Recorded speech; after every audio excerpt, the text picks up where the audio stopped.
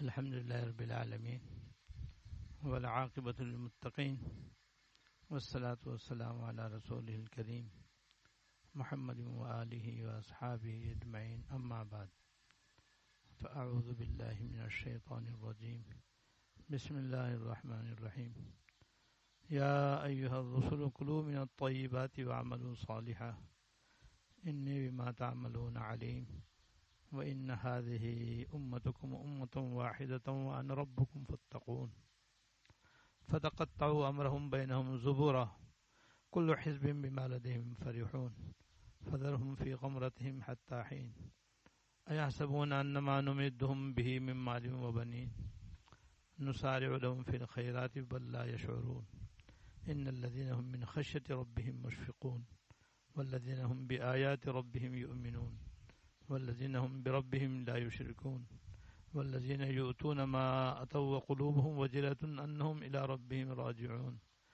أولئك يسارعون في الخيرات وهم لها سابقون ولا نكلف نفسا إلا وسعها ولدينا كتاب ينطق بالحق وهم لا يظلمون بل قلوبهم في غمرة من هذا ولهم أعمال من دون ذلك هم لها عاملون حتى إذا أخذنا مترفيهم بالعذاب لعلهم يجأرون لا تجأروا اليوم إنكم منا لا تنصرون قد كانت آياتي تتلى عليكم فكنتم على أعقابكم تنكصون مستكبرين به سامرا تهجرون أفلم يدبروا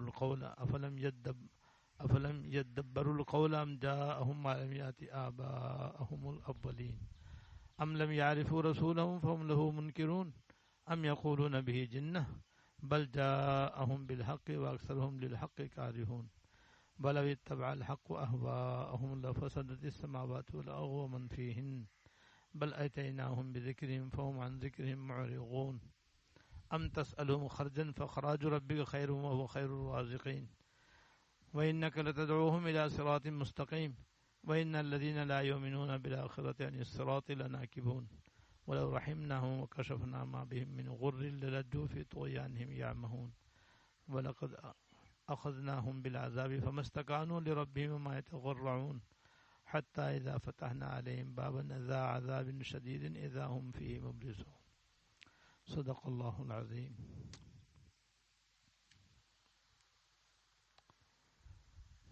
یہ سورۃ المومنون کی آیت نمبر 51 سے 77 تک ہے. ان آیات کا ترجمہ یہ ہے: اے پیغمبروں، پاکیزہ چیزوں میں سے جو چاہو کھاؤ اور نیک عمل کرو.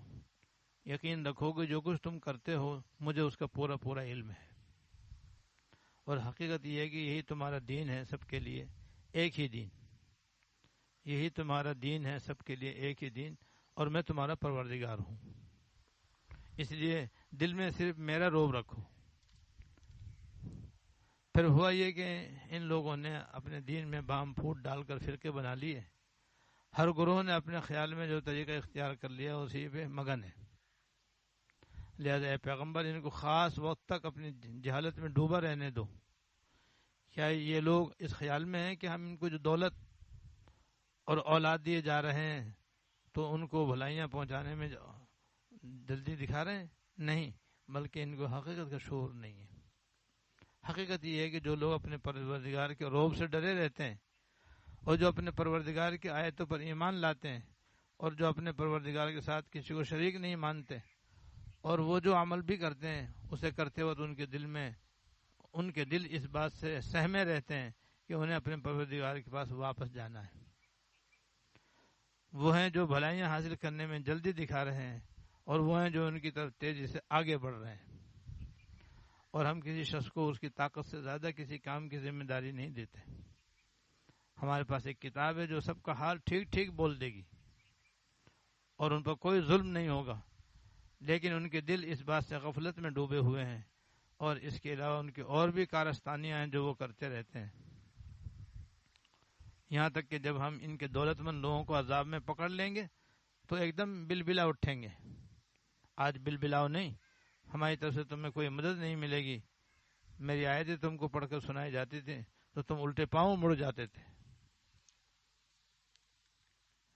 بڑے غرور سے اس قرآن شریف کے بارے میں رات کو مجلس سے جما کر بےہودہ باتیں کرتے تھے.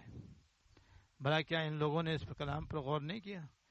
یا ان کے پاس کوئی ایسی چیز آ گئی جو ان کے پچھلے باپ دادوں کے پاس نہیں آئی تھی؟ یا یہ اپنے پیغمبر کو پہلے سے جانتے ہی نہیں تھے، اس وجہ سے ان کا انکار کر رہے ہیں؟ یا انہیں کہنا ہے کہ ان پیغمبر کو جنون لائق ہو گیا ہے؟ نہیں، بلکہ اصل وجہ یہ ہے کہ یہ پیغمبر ان کے پاس حق لے کر کے آئے ہیں، اور ان میں اکثر لوگ حق کو پسند نہیں کرتے. اور اگر حق ان کی خواہشات کے تابع ہو جاتا تو آسمان اور زمین اور ان میں بسنے والے سب برباد ہو جاتے.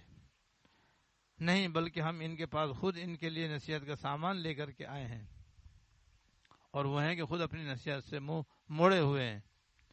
یا ان کے انکار کی وجہ یہ ہے کہ تم ان سے کوئی معاوضہ مانگ رہے ہو، تو یہ بات بھی غلط ہے، اس لیے کہ تمہارے پروردگار کا دیا ہوا معاوضہ تمہارے لیے کہیں بہتر ہے، اور وہ بہترین رزق دینے والے ہیں. اور حقیقت یہ ہے کہ تم تو انہیں سیدھے راستے کی طرف بلا رہے ہو، اور جو لوگ آخرت پر ایمان نہیں رکھتے وہ راستے سے بالکل ہٹے ہوئے ہیں. اور اگر ہم ان پر رحم کریں اور اس تکلیف کو دور کر دیں جس میں یہ مبتلا ہیں، تب بھی یہ بھٹکتے ہوئے اپنی سرکشی پر اڑے رہیں گے. واقعہ یہ ہے کہ ہم ان کو ایک مرتبہ عذاب میں پکڑا تھا تو اس وقت بھی یہ لوگ اپنے پروردگار کے سامنے نہیں جھکے، اور یہ تو عاجزی کی روش اختیار کرتے ہی نہیں ہیں. یہاں تک کہ جب ہم ان پر سخت عذاب والا دروازہ کھول دیں گے تو یہ ایک دم اس میں مایوس ہو کر رہ جائیں گے. یہ ان آیات کا ترجمہ ہے. ان آیات میں اللہ تعالیٰ نے بہت ساری ہدایات اور بڑی اہم تعلیمات اور بڑے گراں قدر ارشادات فرمائے ہیں. یہ سارے ہی غور کرنے، سننے، سمجھنے اور عمل کرنے کے لیے، اس لیے ان کو توجہ کے ساتھ سننا چاہیے اور عمل کرنے کی نیت سے سننا چاہیے. یہی اصل مقصود ہے اللہ تعالیٰ کے اس کلام کا جو ابھی آپ کے سامنے پڑھا گیا ہے. سب سے پہلے اللہ تعالیٰ نے اس رکوع کی پہلی آیت میں اپنے تمام پیغمبروں کو یہ حکم دیا ہے کہ جو جو حلال اور پاکیزہ چیزیں ہم نے تم کو دی ہیں ان میں سے جو چاہے کھاؤ، جو چاہے کھاؤ، سب حلال ہے، اور نیک عمل کرو. حلال کھاؤ اور اچھے اچھے کام کرو.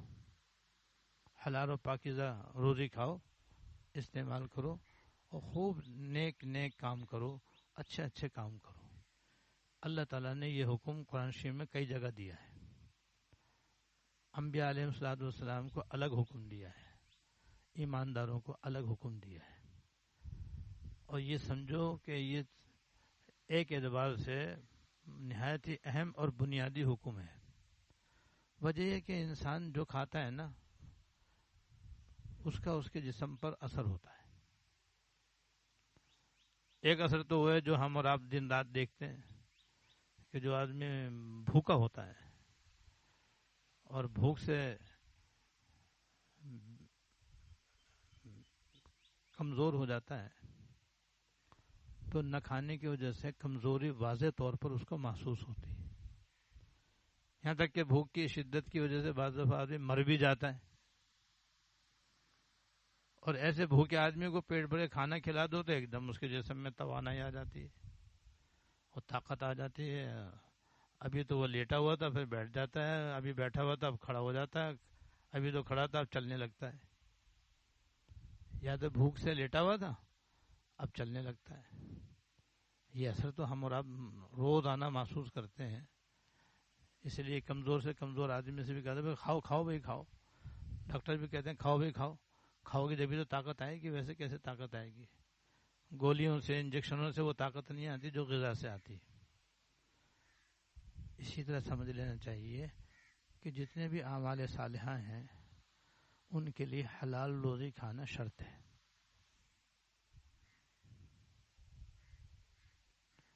یعنی یوں سمجھو کہ حلال اور پاکیزہ روزی کھانے سے نیک اعمال کی توفیق ہوتی ہے. جیسے کھانا کھانے سے کمزور آدمی کی کمزوری دور ہوتی ہے اور طاقت بحال ہوتی ہے. یہ جسمانی کیفیت ہے. روحانی کیفیت یہ ہے کہ جو حلال کھائے گا اس کو اچھے اچھے کاموں کی توفیق ہوگی، اور جو حرام کھائے گا اس کے برے برے کاموں کی طرف رجحان ہوگا. بھائی یہ ایک حقیقت ہے، بس یہ ایک اٹل حقیقت ہے جس کو ہم پلے باندھ لیں. اور پلے باندھنے کا مطلب یہ کہ ساری زندگی حرام سے بچیں، حرام کے ایک لقمے سے بچیں، حرام کے ایک پائی سے بچیں. ساری زندگی اس کا اہتمام رکھیں کہ ہمارا کھانا پینا حلال سے ہو. جتنا کسی کا کھانا پینا حلال سے ہوگا اور حرام سے بچے گا اتنا ہی وہ انشاءاللہ تعالی بآسانی نیک متقی پرہیزگار بن سکے گا. ورنہ جس کا کھانا پینا حرام کا ہوگا اور اسے کھانے کے اندر حرام بھی شامل ہوگا پھر اس کا ظاہراً نیک بننا مشکل ہوگا. لہذا ہم اگر چاہتے ہیں کہ ہماری ظاہر کی بھی اصلاح ہو، ہماری باطن کی بھی اصلاح ہو، اور ظاہر و باطن کی اصلاح کا کوئی اور مطلب نہیں ہے، بس اتنا سا ہے کہ ہم اللہ تعالیٰ کے حکم کے مطابق زندگی گزارنے والے بن جائیں. صبح شام تک جو قدم قدم پر اللہ تعالیٰ کے احکام ہماری طرف متوجہ ہوتے ہیں کہ اب یہ کرو، اب یہ کرو، اب یہ کرو، اب یہ کرو، یا گناہ کے موقع صبح شام تک بیسیوں آتے رہتے ہیں کہ یہ بھی گناہ کا موقع ہے، یہ بھی گناہ کا موقع ہے. کبھی جھوٹ کا موقع آ جاتا ہے، کبھی غیبت کا موقع آ جاتا ہے، کبھی بدنگاہی کا موقع آ جاتا ہے، کبھی کسی کا مذاق اڑانے کا موقع آ جاتا ہے، کبھی کسی سے لڑنے کا موقع آ جاتا ہے، کبھی کسی کو گالی دینے کا موقع آ جاتا ہے، کبھی کسی کی چیز لینے کا موقع آ جاتا ہے. تو بس گناہ کے موقع پر اپنے آپ کو بچاؤ، ایڑی چوٹی کا زور لگا کے گناہ سے اپنے آپ کو بچا لو. غلطی ہو جاتی بلا تاخیر توبہ کر لو. یہ مطلب ہوتا ہے ظاہر و باطن کی اصلاح کا. اس کے اندر جو سب سے بڑی رکاوٹ ہے وہ ایک یہ ہے کہ اگر کھانا پینا کسی کا حلال کا نہیں ہے تو بس پھر یاد رکھو کہ اس کو نیک عمل کی توفیق ملنا بھی مشکل ہے. اس لیے ایک روایت کے اندر ہے کہ جب کوئی آدمی بہت ہی نیک متقی پرہیزگار بظاہر ظاہری طور پر کوئی آدمی بڑا نیک ہے، متقی ہے، پرہیزگار ہے، دن رات عبادت میں لگا رہتا ہے، نیک رات دن تسبیحات پڑھتا رہتا ہے، اللہ اللہ کرتا رہتا ہے، تو شیطان کے جو یار دوست ہیں نا، چیلے چانٹے ہیں نا، وہ بڑے پریشان ہوتے ہیں. یہ تو میدان مار رہا ہے، یہ تو بہت آگے بڑھ رہا ہے، یہ تو آخرت میں پتہ نہیں کس اونچے مقام پر فائز ہونے والا ہے. تو اس کہتے ہیں، شیطان سے کہتے ہیں اس کا کیا کریں، اس کا کیا کریں. تو شیطان یوں کہتا ہے یہ دیکھو کھاتا کیا ہے، پیتا کیا ہے، یہ اسے کھانا پینا دیکھو کیا ہے. اگر حلال کھا رہا ہے، حلال پی رہا ہے، پھر تو رونے کا مقام ہے، پھر تو ہم ناکام اور یہ کامیاب. اور اگر یہ حرام کھا رہا ہے اور حرام پی رہا ہے تو پرواہ نہیں کرو، کرنے دو اس کو، اللہ اللہ کرنے دو اس کو، رات دن عبادت، وہ 2 ٹکے کی بھی نہیں ہے. اس لیے کہ دوسری حدیث میں یہ ہے کہ اگر کسی کے حلق میں سے حرام کا ایک لقمہ پیٹ میں اتر جائے 40 دن تک نہ فرض قبول ہوتے ہیں، نہ نفل قبول ہوتی ہے، نہ دعا قبول ہوتی. اتنا خطرناک ہے حرام غذا، حرام کھانا اتنا خطرناک ہے کہ ایک لقمہ بھی اگر کسی کے منہ سے حلق میں اتر گیا 40 دن تک نہ فرض نماز قبول ہوگی، یعنی فرض عبادت، چاہے وہ روزہ ہو، چاہے وہ کوئی اور عبادت ہو. عام طور پر آدمی نماز پڑھتا ہے، روزہ سال میں ایک مرتبہ ہوتا ہے، حج زندگی میں ایک مرتبہ ہوتا ہے، زکوٰۃ بھی کسی پر فرض ہوتی ہے. لیکن بہرحال فرائض و واجبات، سنن و مستحبات، نفلی عبادات، ذکر و تلاوت اور دوسری عبادات کہتے ہیں پرواہ نہیں، وہ قبول ہی نہیں. تو ظاہراً تو عبادتیں بہت ہو رہی ہیں، حقیقت میں وہ بے قیمت ہیں. حرام کھانے کی وجہ سے وہ قبول ہی نہیں ہے اللہ تعالیٰ کے. تو شیطان کہتا ہے محنت کرنے دے اس کو، تمہیں پریشان ہونے کی کوئی ضرورت نہیں. تو وہ جانتا ہے کہ حرام کھایا، یہ حرام کھانے والا ہے، تو تو اس کی کوئی عبادت ہی قبول نہیں ہے. اب رات دن چاہے کتنی عبادت کر لے، جب قبول نہیں تو کچھ نہیں. بھائی دار و مدار تو اللہ تعالیٰ کے قبول فرمانے پر ہے. تو حرام میں یہ خباثت ہے اور یہ نحوست ہے حرام کے اندر. اس بنا پر ہر ایک کو اس بات کا اہتمام کرنا ضروری ہے کہ اپنے کھانے پینے کو حلال اختیار کرے. تھوڑا بھی حلال تھوڑا بھی بہت ہے، حرام بہت بھی کم ہے. اس لیے اللہ تعالیٰ نے سارے پیغمبروں کو یہ حکم دیا ہے، اور پھر الگ سے سارے اہل ایمان کو، جس میں مرد بھی آ گئے عورتیں بھی آ گئیں، یہ حکم دیا کہ حلال کھاؤ، حلال کماؤ، حلال کھاؤ، حلال پیو. کیونکہ حلال سے آدمی کو نیک کاموں کی توفیق ہوتی ہے. جیسے حلال سے اچھے کاموں کی آدمی کو توفیق ہوتی ہے، اور حرام سے برے کاموں کی توفیق ہوتی ہے. برے کام اس کو اچھے لگتے ہیں، اچھے کام برے لگتے ہیں. اور حلال کھانے سے برے کام برے لگتے ہیں، اچھے کام اچھے لگتے ہیں. تو یہ ایک بنیادی تعلیم ہے جو ہمیں پلے باندھنی چاہیے.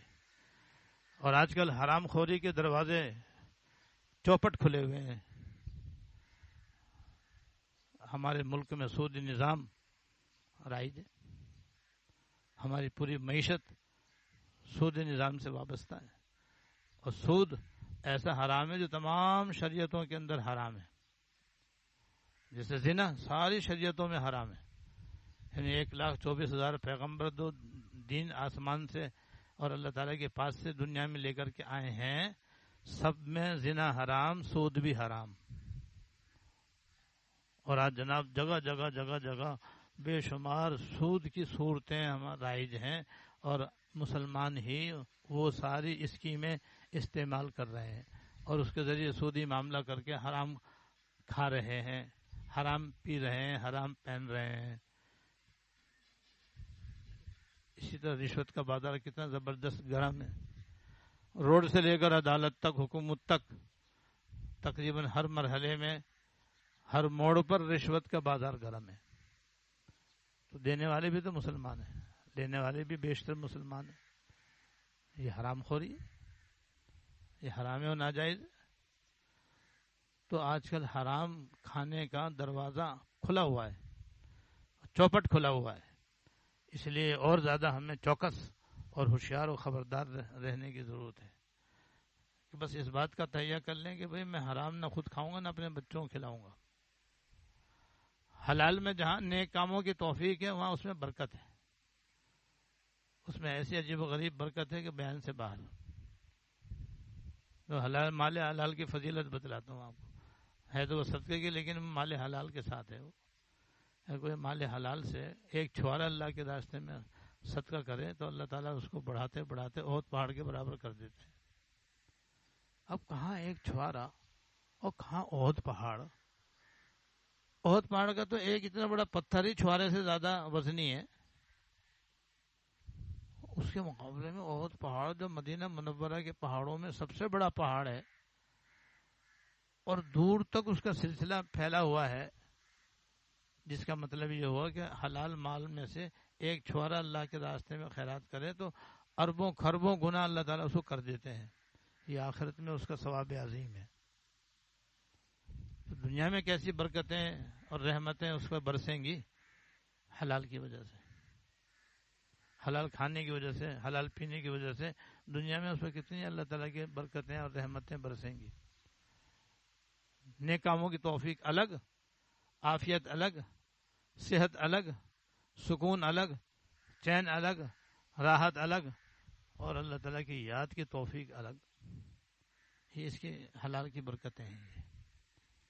اس لیے ساری شریعتوں میں حلال کا حکم ہے، حرام سے بچنے کا حکم ہے. ہمارے دین کے اندر بھی دیکھ لو، قرآن شریف میں اللہ پاک نے انبیاء علیہ السلام کو بھی حلال کھانے کا اور نیک عمل کرنے کا حکم دیا ہے، اور مسلمانوں کو الگ سے حکم دیا. حالانکہ پیغمبروں کو اگر حکم دے دیا تو بس ان کی ساری امت کے لیے ہے حکم، لیکن یہ چونکہ بہت ہی خاص الخاص حکم ہے اس لیے الگ سے مردوں کو بھی حکم دیا. اور مردوں کے حکم جو دیتے ہیں اللہ تعالیٰ وہ عورتوں کو بھی ہوتا ہے. اس طرح سے گویا پیغمبروں کو الگ حکم دیا، ان کی امتوں کو الگ حکم دیا کہ وہ حلال کمائیں، حلال کھائیں. اور نیک عمل کریں. معلوم ہے نیک عمل کرنے کا گر یہ ہے. اگر کوئی چاہتا ہے کہ میں نیک عمل بنوں، نیک عمل کروں، تو اسے گر یہ ہے کہ سب سے پہلے اپنا کھانا پینا حلال کا کرے. حلال کمائے، حلال کھائے، حلال پیے، حلال پینے، حلال جگہ میں رہے. تو اسی سے انشاءاللہ تعالی اس کی زندگی میں بہترین انقلاب آئے گا. آج ہمارا حلال، ہماری غذا، ہمارا کھانا پینا، ہمارا پہننا خالص حلال ہونا مشکل ہے. وجہ اس کی ہے کہ چونکہ حرام کا دروازہ چوپٹ کھلا ہوا ہے اور سود کی لعنت پورے معاشرے کے اوپر چھائی ہوئی ہے، تو بالواسطہ یا بلا واسطہ اس کے اثرات بہرحال ہر ایک کو اس کے اثرات آتے ہیں. 3 چیزیں قیامت قریب عام ہو جائیں گی. 3 چیزیں قیامت قریب عام ہو جائیں گی، شاید ہی کوئی ان سے بچے. ایک سود، ایک زنا، اور غالباً ایک یہ گانا بجانا. یہ قیامت قریب عام ہو جائیں گے. اب عام ہو گئے، تینوں حرام ہیں. جب عام ہو گئے تو اب کسی کا بچنا کیا مشکل ہے. لہذا بھائی اس کا ہم خیال کریں کہ کسی دوسرے کی کوئی چیز بغیر پوچھے استعمال نہیں کریں. یہ بھی حرام ہے. کسی کی کوئی چیز بغیر پوچھے کھائیں نہیں، حرام ہے. کسی کی کوئی پینے کی چیز بغیر پوچھے نہ پئیں، حرام ہے. کسی سے کوئی چیز چھین کر نہ کھائیں، یہ حرام ہے. کسی کی کوئی چیز چوری نہ کریں، یہ حرام ہے. کسی پہ ڈاکہ ڈال کر کوئی چیز حاصل نہ کریں، یہ حرام ہے. دو کتنی ساری حرام کی مثالیں ہو گئیں. کم تولنے میں، کم ناپنے میں جتنے پیسے آدمی دوسرے کے مارتا ہے، یہ حرام ہے. کوئی ملازم ہے وقت کم دیتا ہے، پیسے پورے لیتا ہے، تو جتنا اس نے کم وقت لگایا اس کے بدلے میں جو اس نے پیسے لے لیے وہ حرام ہے. کاریگر جو ہیں کام کرتے ہیں لیکن کام جو ہے نا وہ پورا نہیں کرتے، پیسے پورے لے لیتے ہیں. تو کام پورا نہیں کریں گے، پیسے پورے لے لیں گے، تو جتنا کام نہیں کیا اس کے پیسے لینا حرام ہے. اب جو کاریگروں کیا کاریوں کی لائن دیکھو، کتنا یہ جھوٹے وعدے کرتے ہیں، کتنے یہ کام چوری کرتے ہیں اور پیسے پورے لیتے ہیں، بلکہ زیادہ لینے کی کوشش کرتے ہیں. تو مارکیٹوں کے اندر ناجائز معاملات اس قدر ہیں کہ علامان والحفیظ. تو یہ ہے بھائی کہ حرام کا دروازہ چوپٹ کھلا ہوا ہے، اور حلال حاصل کرنا مشکل تو نہیں ہے، کچھ نہ کچھ اس میں دشواری ہے. لیکن بات یہ ہے کہ حلال کمانا بھی اختیاری ہے، حلال سے بچنا بھی، حلال کمانا بھی اختیاری ہے، حرام سے بچنا بھی اختیاری ہے. اور قیامت تک یہ اپنے اختیار میں رہے گا. قیامت تک حلال بھی ملے گا، حرام بھی ہوگا. قیامت تک جو بھی مسلمان ہوگا اس کے لیے حرام سے بچنا فرض ہوگا، اور قیامت تک اس کے لیے حلال اختیار کرنا، حاصل کرنا ضروری ہوگا. اللہ تعالی ہم سب کو توفیق عطا فرمائے. اس کے بعد اللہ تعالیٰ یہ فرما رہے ہیں کہ حقیقت یہ کہ تمہارا دین سب کے لیے ایک ہی دین ہے، لہذا تم اپنے پروردگار، اللہ تعالیٰ فرماتے ہیں میں تمہارا پروردگار ہوں. فانا ربکم، میں تمہارا پروردگار ہوں، لہذا اپنے دل میں میرے روب رکھو. یہ اللہ تعالیٰ نے اپنے دین پر عمل کرنے کا نسخہ بتلایا ہے کہ جو ہمارے اندر یہ بہت بڑی کمزوری ہے اور خامی ہے کہ ہم چاہتے تو ہیں کہ ہم اللہ تعالیٰ کے تابع دار بنیں اور فرما بردار بنیں، بنتے نہیں ہیں. چاہتے ہیں مگر بنتے نہیں ہیں، بننا چاہتے ہیں مگر بنتے نہیں ہیں. اس کا نسخہ بتلایا اللہ تعالیٰ نے. پہلے تو فرما دیا کہ بھئی میں تمہارا پروردگار ہوں، تمہارا خالق و مالک ہوں، تم میرو میں تمہارا ہوں، بس میرے علاوہ کسی پہ نظر مت ڈالو. پہلا کام تو یہ کرنا پڑے گا. نہ دوست احباب پہ نظر رکھو، نہ اپنے ماحول معاشرے پہ نظر رکھو، نہ اپنے خاندان برادری پہ نظر کرو، نہ اپنے آل اولاد پر نظر کرو، نہ اپنے ماں باپ پہ نظر رکھو، نہ حاکموں پر نظر رکھو، نہ عہدیداروں پر نظر رکھو، نہ امیروں اور وزیروں پر نظر رکھو، نہ وڈیروں پر نظر رکھو.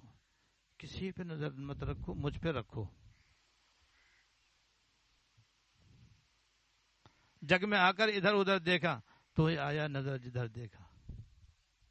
میں ہوں سب کچھ، میں ہی تمہارا خالق ہوں، میں ہی تمہارا مالک ہوں، میں تمہارا پروردگار ہوں، سب کچھ تو میں ہی ہوں، اور تو کوئی کچھ بھی نہیں ہے۔ جب کچھ نہیں ہے تو میرے علاوہ کسی پہ نظر مت رکھو۔ ایک بہت اہم ہدایت ہے اس کے اندر کہ جس کی نظر اللہ تعالیٰ پر ہوگی تو اللہ تعالیٰ کو راضی کرنے میں لگے گا، اور جس کی نظر غیر اللہ پہ ہوگی تو وہ غیر اللہ کو راضی کرنے کی کوشش کرے گا۔ غیر اللہ کے اندر اولاد بھی ہے، میاں بیوی بھی ہیں، ماں باپ بھی ہیں، بہن بھائی بھی ہیں، دوست احباب بھی ہیں، عزیز و اقارب بھی ہیں، کاروباری لوگ بھی ہیں، جہاں ملازمت کرتا ہے وہاں کے لوگ بھی ہیں، اور قوم کے لوگ بھی ہیں، اور سرکاری لوگ بھی ہیں، غیر سرکاری لوگ بھی ہیں، عہدے دار بھی ہیں، وڈیرے شڈیرے بھی ہیں، چودھری وغیرہ بھی ہیں۔ یہ سارے وہ ہیں جن کے اوپر آدمی نظر رکھتا ہے، اور پھر ان کی وجہ سے بھی آدمی اچھے کام کرنے سے پرہیز کرتا ہے۔ دو مثالیں دیتا ہوں میں آپ کو۔ ایک، جب کسی کا انتقال ہو جاتا ہے اور صدمہ پیش آ جاتا ہے تو قوم اور برادری کی رسموں پر آدمی عمل کرنے پہ قوم کی وجہ سے، برادری کی وجہ سے مجبور ہوتا ہے۔ یہ مجبوری مصنوعی ہوتی ہے، مصنوعی، اپنی بنائی بھی ہوتی ہے۔ اللہ اس کے رسول نے تو ایسی رسموں کو ناجائز قرار دیا ہے، مگر وہ کہتے ہیں ہمارے یہاں تو ہوتا ہے، ہمارے تو باپ دادا کرتے آئے۔ تو جیسے کافر کہتے تھے کہ ہمارے باپ دادا تو بت پرستی کرتے آئے ہیں، ہم کہاں سے اس کو چھوڑ دیں۔ یہاں بھی مسلمان ہوتے ہوئے بھی بہت سی خواتین، بہت سے مرد، یہ تو ہمارے خاندان میں ہوتا ہے، نہیں کریں گے تو ناک کٹ جائے گی، اس لیے تیجے بھی کرتے ہیں، 40واں بھی کرتے ہیں، برسی بھی کرتے ہیں، اور نہ جانے کیسے کیسے ناجائز و حرام کام کرتے ہیں۔ یہ دیکھو غیر اللہ پہ نظر رکھنے کی مثال۔ ایسی خوشی کے موقع پر دیکھ لو کہ جب خوشی کا موقع آتا ہے، جیسے شادی بیاہ کا موقع ہو یا کوئی اور اچھی خوشی کا موقع ہو، تو کیسے لوگ اندھے ہوتے ہیں، کہتے ہیں بھائی ہمارے تو ارمان نکالنے کا ٹائم ہے، زندگی میں آج تو پہلی مرتبہ تو میرے بیٹے کا نکاح ہو رہا ہے، میرے بیٹے کا نکاح ہے، دل کا ارمان نکالوں گا۔ ارمان سارے کے سارے حرام اور ناجائز۔ یہ کہہ گا بھائی ہماری تو برادری کے اندر یہ ایسا ہوتا ہے، ہمارے خاندان میں تو ایسا ہوتا چلا آیا ہے، وہ حرام ہوتا ہوا چلا آیا ہے، وہ سے کہہ رہا ہے کہ ہمارے خاندان میں تو اوپر سے ہوتا ہوا چلا آیا ہے، میں نہیں کروں گا تو میری تو برادری میں ناک کٹ جائے گی۔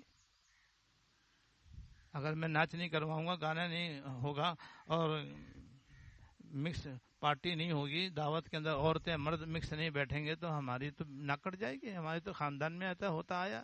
لوگ کیا کہیں گے کہ کیسا نکما آدمی، الیاذ باللہ۔ خوشی کے موقع پر بھی آدمی غیر اللہ پہ نظر رکھتا ہے۔ کافر بھی ایسے ہی کرتے تھے، وہ اپنی بت پرستی اور اپنے حرام و ناجائز کاموں کے اندر یہ کہتے تھے بھئی ہمارے یہاں تو ہمیشہ ہوتا، اوپر سے ہوتا چلا آیا۔ تو بھئی ہوتا چلا آیا کوئی دلیل نہیں ہے، یہ سب حرام ہے، ناجائز ہے۔ یہ تمہارا پروردگار دیکھو کون ہے، وہ اللہ جل شانہ ہے۔ جب اللہ جل شانہ ہے تو بس ساری قوم ایک طرف، ساری برادری ایک طرف، بس اللہ تعالیٰ پر نظر آدمی جما دے، اور اللہ تعالیٰ کو اپنا خالق و مالک مانتا تو ہے، سمجھے بھی۔ سمجھنے کا مطلب یہ ہے کہ ان کی ہدایت کے مطابق عمل کرے اور باقی سب کو لات مار دے، تب ہے سمجھو کہ اس نے واقعی اللہ تعالیٰ کو اپنا رب مانا اور اپنا پروردگار مانا۔ برادری ناراض ہو تو ہو، بھائی ناراض ہو تو ہو، ماں باپ ناراض ہوں تو ہوں، بیوی بچے خفا ہوں تو ہوں، دوست احباب ناراض ہوں تو ہوں، برادری والے ناراض ہوں تو ہوں، اور جتنے بھی قوم عہدے دار ہیں، چاہے وہ سرکاری ہوں یا غیر سرکاری، بلا سے ناراض ہوں تو وہ کریں گے جو ہمارے پروردگار کا حکم ہے۔ یہ پہلے اللہ تعالیٰ نے سبق دے دیا کہ بھئی میری تابع داری چاہتے ہو تو مجھے مانو، میرے علاوہ کو مت مانو۔ پہلا کام یہ ہے، یا تو ادھر ہو جاؤ یا ادھر ہو جاؤ، بس ہم خدا خائیں، ہم دنیا دوں، ان خیال استو مال استو جنوں۔ بعض لوگ یہ سمجھتے ہیں کہ بھئی دین پہ چلنا ہے نا تو بھئی ایسا ہے، کچھ دین پہ بھی چلو، کچھ دنیا کا بھی خیال کرو۔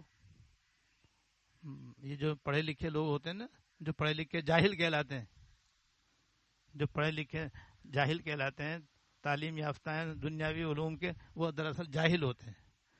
جب ان کے سامنے کوئی دین کا موقع آتا ہے، دین پر چلنے کا موقع آتا ہے، چاہے وہ غمی کا موقع ہو یا خوشی ہو، ارے بھائی کچھ دین پہ چل لو، کچھ لوگوں کا بھی دل رکھ لو، یوں کہتے ہیں وہ۔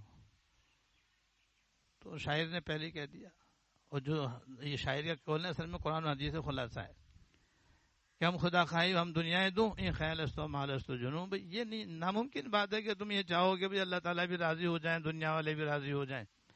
دونوں باتیں نہیں, یہ دو پٹری الگ الگ ہیں. یہ جیسے ایک ٹرین دو پٹری پہ نہیں چل سکتی. یاد رکھو زندگی بھی دو شخصوں کے اوپر نظر رکھ کے گزر نہیں سکتی, بسر نہیں ہو سکتی, کامیاب نہیں ہو سکتی. ایک طرف ہو جاؤ, یا تو اللہ تعالیٰ کی طرف ہو جاؤ اور یہی مطلوب ہے, یہی مقصود ہے, یہی اصل حکم بھی ہے. اور نہیں یہ چاہو کہ بھئی اللہ پاک بھی راضی ہو جائیں اور دنیا والے بھی راضی ہو جائیں, لہذا دنیا والوں کی ناجائز باتیں بھی میں مانوں اور ان کی ناجائز رسمیں بھی کروں اور پھر اللہ تعالیٰ بھی راضی ہوں. این خیال استو محال استو جنوں, یہ ناممکن ہے, محال ہے, یہ ناممکن ہے, پاگل پنے کی باتیں ہیں. جیسے ایک پٹری پہ دو گاڑیاں نہیں چل سکتی, دو پٹری پر ایک گاڑی نہیں چل سکتی, ایسے یہاں پر بھی دونوں راضی نہیں ہو سکتے. اگر اللہ تعالیٰ کو راضی کرو گے تو دنیا والے ضرور ناراض ہوں گے, اور دنیا والوں کو راضی کرو گے تو اللہ تعالیٰ ناراض ہوں گے. ہمیشہ سے یہ آیا. سارے کافر قوموں کا جو حال اللہ تعالیٰ نے قرآن شریف میں جگہ جگہ ذکر فرمایا, اس میں یہی بتایا دیکھو کہ جنہوں نے اللہ تعالیٰ کے پیغمبر کو مانا, ان پر ایمان لائے, ان کی تابعداری کی, اللہ تعالیٰ کو راضی کیا تو سارے کافر ناراض, اور جنہوں نے کافر کی بات مانی تو اللہ اس کے رسول ناراض. جنہوں نے اللہ اس کے رسول کو ناراض کیا ان پر عذاب آ گیا, اور جنہوں نے اللہ اس کے رسول کا کہنا مان لیا وہ عذاب سے بچ گئے. یہ سبق دیا اللہ تعالیٰ نے. تو آج بھی یہی ہے. تو پہلے اللہ پاک نے فرما دیا کہ بھائی دیکھو یہ دین تو تمہارے سب کے لیے ایک ہی دین ہے, یہ یعنی وہ دین جو رسول اللہ صلی اللہ علیہ وسلم اللہ تعالیٰ کی طرف سے لے کر کے آئے ہیں. میں تمہارا پروردگار ہوں, بس اس دین پہ چلو. اس دین پہ چلتے ہوئے جو تمہارے ساتھ ہو جائے ٹھیک ہے, آمنا و صدقنا, اور جو تمہاری مخالفت کرے اور جو تمہیں برا بھلا کہے بس اس سے ایک طرف ہو جاؤ. بس ہمارا تمہارا کوئی واسطہ نہیں. بھی تو جان تیرا کام جانے, چاہے بھائی ہو چاہے بہن ہو, چاہے باپ ہو یا ماں ہو, چاہے بیوی ہو چاہے شوہر ہو, چاہے بیٹا ہو یا بیٹی ہو. اگر اللہ کے ساتھ دین پہ چلتے ہوئے میرے ساتھ تو میں تمہارے ساتھ, ورنہ میرا تمہارا کوئی تعلق نہیں, کوئی واسطہ نہیں. اور ساتھ ساتھ اللہ تعالیٰ نے یہ گر بتلایا ہے کہ میرا روب اپنے دل میں رکھو, میرا روب اپنے دل کے اندر رکھو, میرا خوف, میرے پکڑ کا دھڑکا یہ اپنے دل میں رکھو. بھائی یہی سب سے بڑی چیز ہے. یہ ہے, میں کہہ رہا تھا یہ گر ہے دین پہ عمل کرنے کا. حرام سے بچنے کا گر بھی یہی ہے, ناجائز رسموں سے بچنے کا طریقہ بھی یہی ہے, ناجائز معاملات سے بچنے کا بھی طریقہ یہی ہے, حرام خوری سے بچنے کا بھی یہ راستہ ہے کہ خوف خدا دل میں رکھو. جس کے دل میں خوف خدا ہوگا بس پھر اس کے لیے نہ کسی بادشاہ کی بادشاہت رکاوٹ ہو سکتی ہے, نہ کسی بڑے سے بڑے وزیر اعظم کا عہدہ اس کے لیے مانع ہو سکتا ہے, نہ وزیر اعلیٰ کی وزارت عالیہ اس کے لیے کوئی رکاوٹ ہو سکتی ہے, نہ کسی چوکی چودراہٹ رکاوٹ ہو سکتی ہے. کسی کوئی طاقت اس کو اللہ کے حکم سے ہٹانے والی نہیں ہے. وہ جان دے دے گا لیکن اللہ کا حکم نہیں ٹالے گا وہ. تو اس کے لیے اللہ تعالیٰ کا روب دل میں بٹھانے کی ضرورت ہے. اللہ تعالیٰ کا روب کیسے بیٹھے, اللہ تعالیٰ خوف کیسے بیٹھے؟ تو بھئی اس کے لیے مراقبہ کرنا پڑتا ہے. اس کے لیے مراقبہ کرنا پڑتا ہے کہ تنہائی میں 5 منٹ کے لیے بیٹھے اور اپنے ذہن کو ادھر ادھر کے خیالات سے خالی کرے, ادھر ادھر کے خیالات سے اپنے ذہن کو خالی کرے اور پھر اللہ تعالیٰ کی قدرت سوچے کہ اللہ تعالیٰ کیسے ہیں. دیکھو انہوں نے کیسے آسمان بنایا, کیسی انہوں نے زمین بنائی, کس طرح سے سمندر بنائے, اس میں کیسی ہزارہ مخلوق پیدا فرمائی, اور کہیں کھاری کہیں میٹھا, کہیں گرم کہیں ٹھنڈا. ایسا پانی اللہ تعالیٰ نے بنایا ہے کہ بس اللہ تعالیٰ قدرت کا ایک شاہکار ہے. زمین کے اندر دیکھو کیسے اللہ تعالیٰ نے اس کو بچھایا ہے, اور زمین کے اندر کیسے بڑے بڑے پہاڑ کیسے زبردست اللہ تعالیٰ نے بنائے ہیں, اور زمین کے اندر کیا خزانہ دفن کر دیا ہے کہ حضرت آدم علیہ السلام سے لے کر کے آج تک لوگ اسی زمین سے ہر قسم کے کھانے پینے کی, پہننے اوڑھنے کی ساری چیزیں زمین سے نکل رہی ہیں, اسی سے حاصل ہو رہی ہیں, ساری غذائیں اسی سے پیدا ہو رہی ہیں, سارا لباس اسی سے تیار ہو رہا ہے. کون سی چیزیں جو زمین سے ہمارے پاس نہیں ہیں, اور سب نکال کے کھا رہے ہیں, پی رہے ہیں, پہن رہے ہیں، استعمال کر رہے ہیں، خرید رہے ہیں، بیچ رہے ہیں، ختم ہونے کا نام ہی نہیں. اور دنیا کے یہ خزانے ختم نہیں ہو رہے تو آخرت کے خزانوں کا کیا ٹھکانہ ہوگا؟ اس کو سوچیں آپ. گرمی سردی کو سوچیں، بادلوں کو سوچیں، ہواؤں کو سوچیں. یہ سب قدرت کے نمونے ہیں. تو اللہ تعالیٰ قدرت کے نمونے جب سوچیں گے، پھر یہ سوچیں کہ اللہ تعالیٰ نے مجھے کتنا دیا ہے. ماں کے پیٹ سے کھلا رہے ہیں، ماں کے پیٹ سے پلا رہے ہیں، برابر میں کھاتا آ رہا ہوں، پیتا آ رہا ہوں، چلتا آ رہا ہوں، پھرتا آ رہا ہوں، سوتا آ رہا ہوں، جاگتا آ رہا ہوں، دیکھتا آ رہا ہوں، چلتا آ رہا ہوں. یہ کتنی بڑی بڑی نعمتیں اللہ تعالیٰ نے دے رکھی ہیں، مفت میں دے رکھی ہیں. اس کو سوچو. اور اللہ تعالیٰ کیسے زبردست ہیں، ان کی قدرت کیسے زبردست ہے، اور ان کا عذاب کتنا شدید ہے.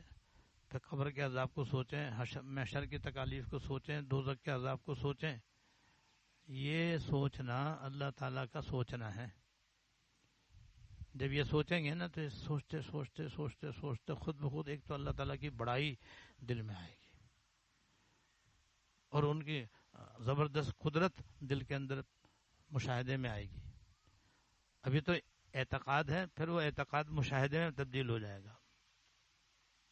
گلستان میں جا کر ہر ایک گل کو دیکھا، جدھر دیکھتا ہوں ادھر تو ہی تو ہے.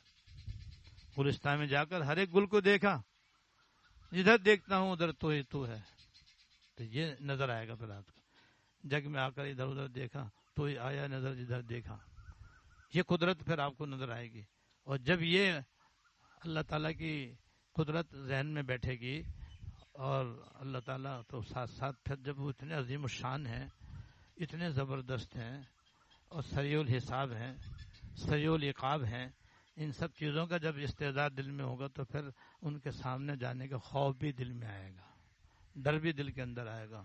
بس یہ خوف اور ڈر، ایک ان کی عظمت کا، اور ایک ان کی محبت کا، اور ایک ان کی پکڑ کا، یہ تین چیزوں کا تصور جب دل کے اندر بھرے گا تو بس اس سے خشیت دل میں پیدا ہو جائے گی، اللہ تعالیٰ کا رعب دل میں آ جائے گا، اور پھر وہ ان کی نافرمانی کا تصور سے بھی کانپے گا.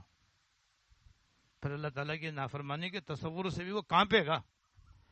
بس یہی جو کانپے گا تو بس سمجھو کام بن گیا بھائی. وہ آزاد فوراً غم ہے دو جہاں سے، تیرا ذرہ غم اگر ہاتھ آئے. خون کی موجیں گزر جائیں نہ کیوں، آستانہ میں نہ چھوڑوں گا مگر.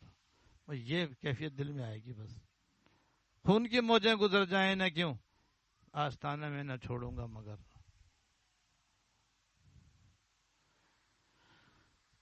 تو یہ مراقبہ کرنے سے ہوگا، مراقبہ کرنے سے مشاہدہ ہوگا. جب مشاہدہ ہوگا تو اللہ تعالیٰ کا رعب دل میں بیٹھ جائے گا. بس ہر وقت اللہ اللہ ہی اللہ، بس پھر ہر وقت اللہ ہی اللہ ہوگی. بس اور اللہ ہی اللہ ایسی ہوگی کہ بس وہ ہر حکم کے لیے لبیک حاضر، ہر گناہ سے استغفر اللہ استغفر اللہ استغفر اللہ، توبہ کرے گا، بچنے کی کوشش کرے گا، غلطی ہو جائے گی معافی مانگ لے گا. بھئی یہ گر ہے عمل کرنے کا. تو حلال کھاؤ، نیک عمل کرو. عمل نیک کیسے کریں؟ اس کا یہ گر ہے کہ بھئی اللہ تعالیٰ کی عظمت کا، ان کی بڑائی کا، ان کی کبریائی کا مراقبہ کرو، اور اس کے نتیجے میں اپنے دل کے اندر خوف خدا پیدا کرو، جس کو رعب کہتے ہیں. بس اسی سے تمہاری بگڑی بن جائے گی. اور یہ جو ہم پٹری سے اترے ہوئے ہیں نا، پٹری پہ چڑھ جائیں گے اور پھر گاڑی تیزی سے چلے گی انشاءاللہ تعالیٰ. اب تو پٹری پہ نہیں تو چلیں کیسے؟ روڈ ہی نہیں ہے تو گاڑی کو کہاں سے لے کے جائیں؟ کوئی پر تو ہے نہیں گاڑی کی کہ ہوا میں اڑ جائے گی. وہ تو پٹری پہ چلے گی، سڑک پہ چلے گی. سڑک ہے نہیں، پٹری ہے نہیں. جب پٹری نہیں ہے تو چلیں کیسے؟ اس لیے کہ چلنے کے لیے ہم نے خود اپنے کو پٹری سے اتارا ہوا ہے. اس کا نام ہے غفلت، اس کا نام ہے سستی، اس کا نام ہے کاہلی، اس کی نام ہے بے فکری، بے توجہی، بے دھیانی، لاپرواہی. یہ ہے پٹری سے اترنے والی باتیں. اس نے ہم کو غافل کیا ہوا ہے. یہ سب غفلتیں ختم ہو جائیں گی. اللہ تعالیٰ توفیق عطا فرمائے. اس کے بعد اب اللہ تعالیٰ ان پچھلی قوموں کا حال بیان فرماتے ہیں کہ ہم نے تو ایک ہی دین دیا تھا اور اس پر عمل کرنے کا نسخہ بھی دیا تھا، مگر یہ انہوں نے اپنے دین میں بام پھوٹ ڈال کر فرقہ بنا لی. ہر گروہ نے اپنے خیال میں جو طریقہ اختیار کر لیا اسی میں مگن ہے. یعنی پھر انہوں نے اللہ کی بات تو چھوڑ دی, اللہ کے رسول کی بات تو چھوڑ دی, اپنی طرف سے منچائی شروع کر دی, اور جو کچھ اپنے دل میں تھا بس اسے اختیار کر لیا. تو اپنا کیا, اپنا مانا ہوا تو کوئی کچھ بھی نہیں.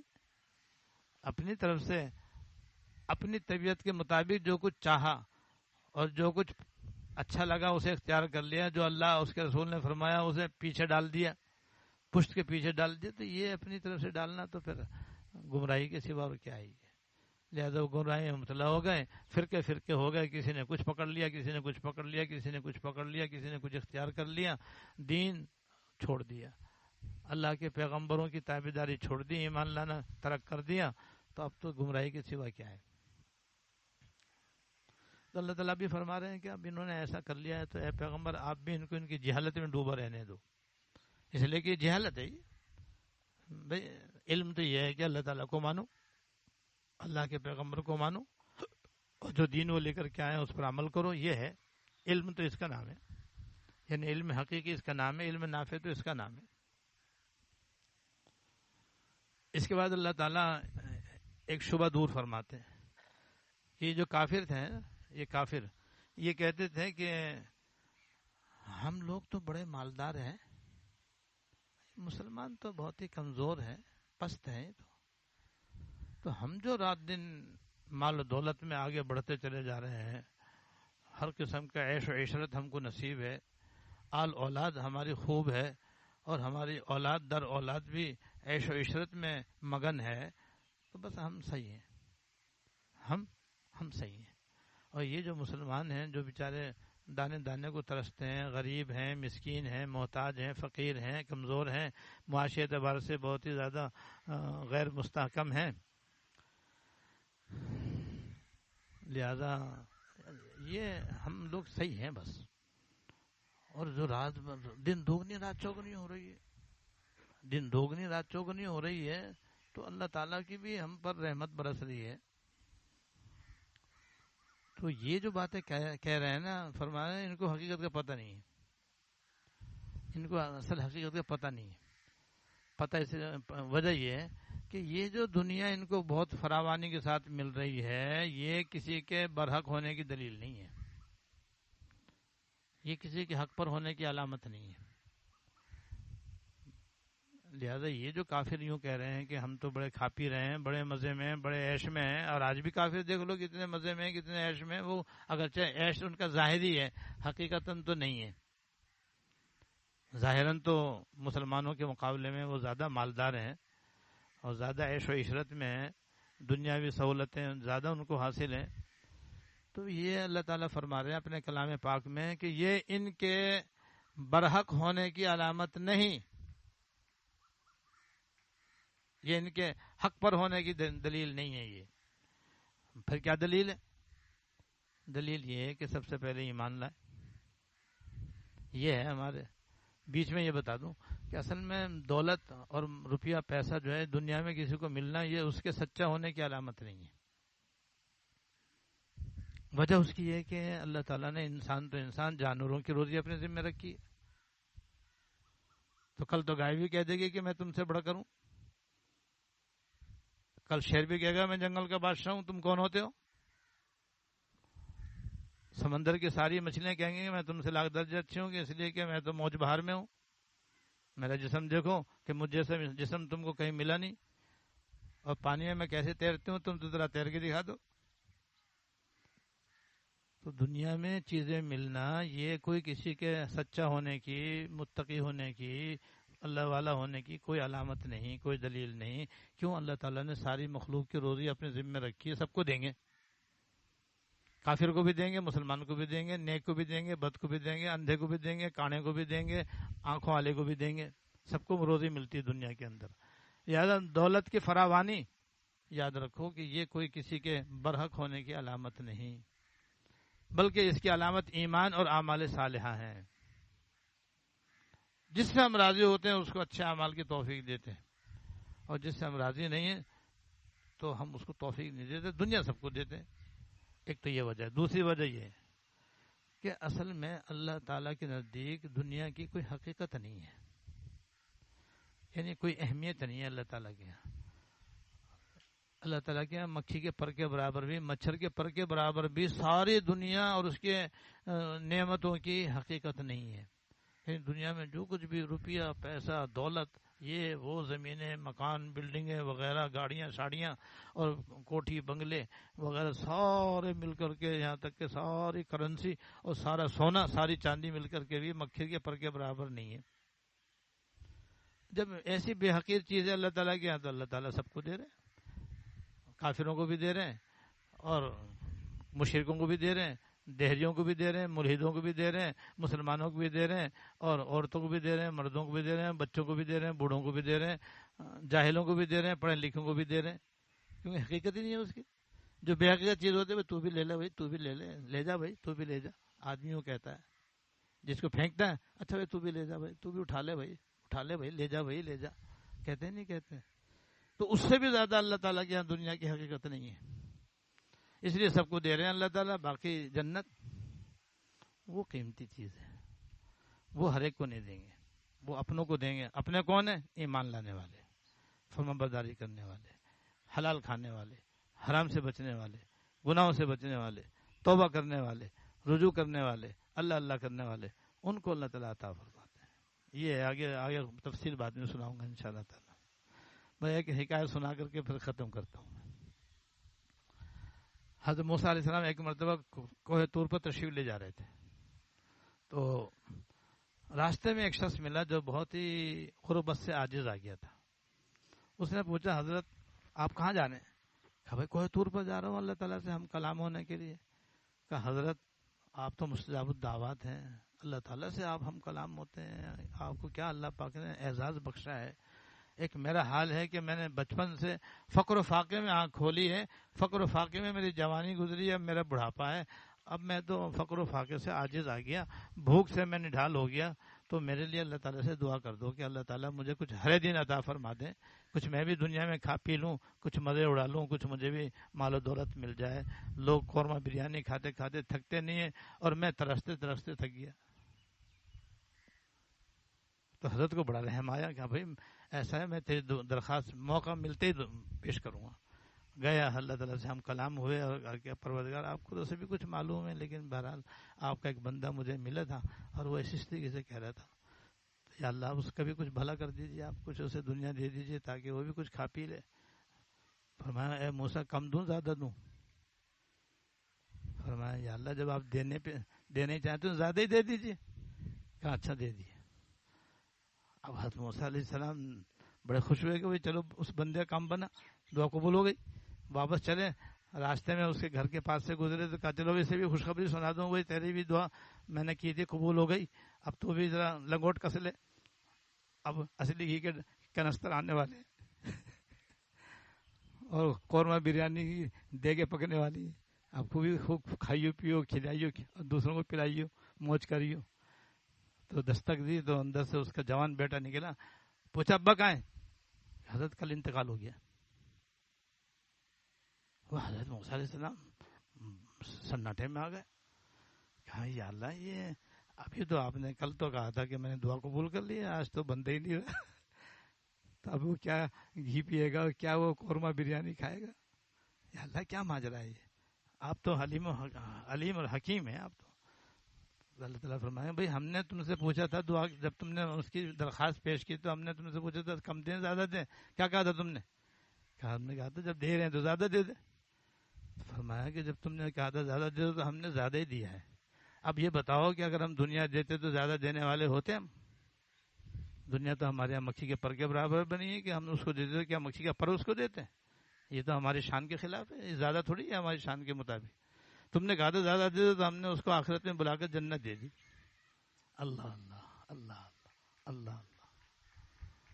تو بھائی ان کے بن جاؤ، ان کا روب دل میں اتارو، ان کی تابع داری کا ہار گلے میں ڈالو، دنیا اور آخرت میں فلاح پاؤ. اللہ تعالیٰ ہم سب کو توفیق عطا فرمائے. اللہم لک الحمد لا نحصی ثناء علیک انت کما اثنیت علی نفسک. اللہم لک الحمد لا نحصی ثناء علیک انت کما اثنیت علی نفسک. اللہم صلی علی سیدنا مولانا محمد وعلی آل سیدنا مولانا محمد. ربنا ظلمنا أنفسنا وإن لم تغفر لنا وترحمنا لنكونن من الخاسرين. ربنا آتنا في الدنيا حسنة وفي الآخرة حسنة وقنا عذاب النار. ربنا هب لنا من أزواجنا وذرياتنا قرة أعين واجعلنا للمتقين إماما. اللهم اغفر لنا وارحمنا وعافنا واعف عنا. اللهم اغفر لنا وارحمنا وعافنا واعف عنا. اللهم اغفر لنا وارحمنا وعافنا واعف عنا. اللهم وفقنا لما تحب وترضى. اللهم وفقنا لما تحب وترضى. اللهم وفقنا لما تحب وترضى یا ارحم الراحمین یا رب العالمین یا حی یا قیوم یا ذی الجلال والاکرام. ہم سب کے اگلے پچھلے چھوٹے بڑے خفیہ علانیہ سارے گناہ معاف فرما. ساری زندگی ہم کو حلال و طیب روزی عطا فرما. تا زندگی حلال و طیب روزی عطا فرما. ہمارے دل میں اپنا خوف اتنا عطا فرما کہ وہ آپ کے اور گناہوں کے درمیان حائل ہو جائے. اپنے اتنا خوف عطا فرما کہ ہمارے آپ کے گناہوں کے درمیان حائل ہو جائے. یا اللہ ہمیشہ اپنے دل و جان سے اخلاص سے فرما برداری نصیب فرما. دنیا اور آخرت کی ہر خیر عطا فرما. ہر شر سے پناہ عطا فرما. ساری زندگی ہم کو ہماری اولاد و نسل کو حرام سے بچنا نصیب فرما. حرام سے بچنا نصیب فرما. حرام سے بچنا نصیب فرما. ربنا تقبل منا انك انت السميع العليم وتب علينا انك انت التواب الرحيم. صلی اللہ تعالی علی النبی الکریم محمد و آلہ و اصحابہ اجمعین. آمین برحمتک.